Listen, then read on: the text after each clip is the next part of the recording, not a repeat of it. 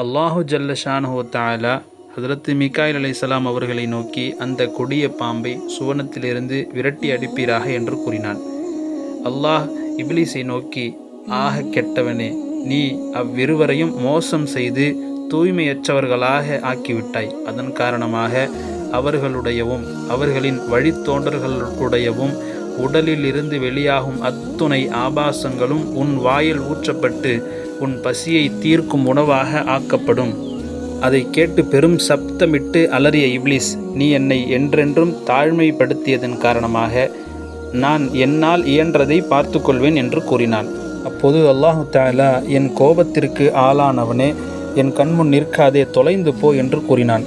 அதன் பின் ஹஜ்ரத் ஆதம் அலைஹிஸ்ஸலாம் அவர்கள் சிறிது மனதை தேற்றிக்கொண்டு ஹவ்வா அலைஹிஸ்ஸலாம் அவர்களின் கையை பிடித்து கொண்டு, வா போகலாம், இப்பொழுது நம்மை ஏழ்மையும் நிர்கதியான சூழலும் சூழ்ந்து கொண்டன என்று கூறினார்கள்.